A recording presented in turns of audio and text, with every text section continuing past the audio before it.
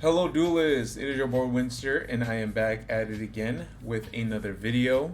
I hope everyone watching is having an amazing, phenomenal, fantastic day as always. Supporters, thank you for the watchers, everyone who likes, everyone who comments. You guys are the reason why this channel is growing. I'm always grateful for every single one of you guys. I know we have this goal of hitting 6,000 subscribers and that's the goal by the end of the year. Let's try to hit 6,000 subscribers. I know we could do it. Since we're on the topic, make sure you guys hit that subscribe button and turn on the notification bell. Of course, be sure to hit the description box so you guys could join the Discord, follow me on TikTok, Twitter, Twitch, Instagram. Follow me on all those platforms and join the community. You guys can talk with me directly and whatnot. Like always, I have to give a special shout out to my YouTube channel members.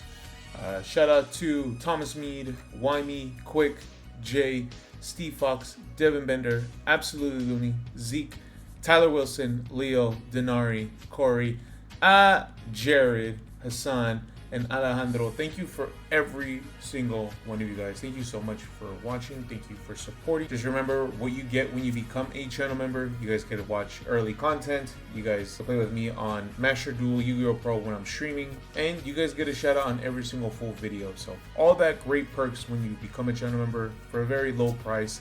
And remember, you guys can cancel at any time that you guys want just to test it out. Let's get started with today's video. I think today is a very interesting time for Yu-Gi-Oh! Konami dropped a bombshell on the community by giving us a ban list. Now, I definitely want to take this in certain parts, right? I want to talk about what exactly ended up getting banned, because I do think that all these roles do play a factor into the direction that Konami's going into.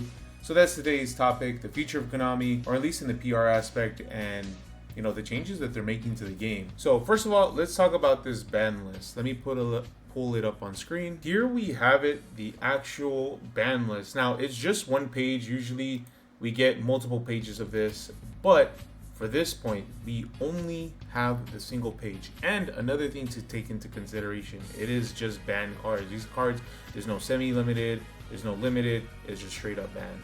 Now the cards are Arch Nemesis Protos, Mjolnir, Barrier Statue of Drought, Barrier Statue of Inferno, Dyna, and then Ouroboros and Dimensional Barrier. Absolutely crazy powerful cards in today's format. Multiple are really playing a role right now in the current game. Some of them not so much. Protos and Mjolnir, Ouroboros and D-Barrier have the most applications. Every deck that can send Artifact Dagda and then pop Mjolnir while it's set in the spell and trap zone can play this, and it's super easy to go to. For the most part, Protoss is only being played by Raizio, Ouroboros as well, and then Dimensional Barrier is just a very powerful floodgate, just stops literally anything. So, and then as far as the barrier statues, I think the Earth and the Fire don't really have meta applications at the moment. Maybe they're setting up for something in the future, and Konami has shown signs before where they do kind of plan things out. Overall, this is a great meta change. Right? People were calling for these cards to be banned because they're just extremely powerful.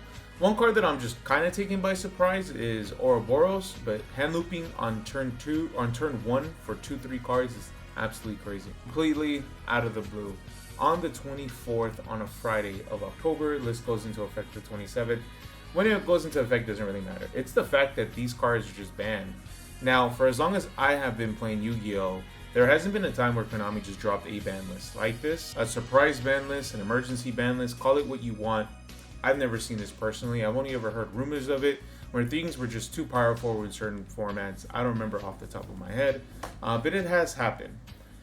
So I definitely think that Konami listened to the community and is starting to really take note and make the right changes for the game overall. And I think that's a great step for Konami. Because they do have a lot of bad PR, namely not really listening to the community or just making some irrational decisions, what it feels like. Now, this does play into the bigger picture, and what I mean by that is that Konami are making some pretty interesting changes. It's crazy that we got a ban list so soon, but I think it's also crazy that Konami listened to the community and did drop a ban list, and this ban list had only cards that people were really worried about. And no one really expected it. So they did great in that regard, in my personal opinion. But other things they announced, where they announced full art cards, is absolutely crazy. the new format that they added, right, with Genesis, I think all these things are a sign that Konami is starting to go in the right direction. Now, I'm not here to say that I'm a Konami simp, but I do like the trends that they're taking, at least for the card game. I do think that this in the future could be a lot better for the game. Who knows, right? If you look at Genesis, I do think they were pretty open with the ban list and what things are coming out. They started banning cards pretty soon or changing things, ratios for cards. And that's great. That's phenomenal. I love to see that. And it would be insane to think about if Konami at the same notion was releasing ban lists like this for the game. I think it's a very interesting take, but I do think that this is a good sign. When you compare Konami to its other contemporaries like Pokemon, Magic the Gathering, Konami has always stayed in their ways. They never do full art, they never do accessories. Look at Konami, or look at Pokemon, right? They do crazy deck boxes, crazy sleeves, they do so much. And it is most of the time transferred here to the US. And Konami, not really. We get all the shitty products that the Japanese don't want.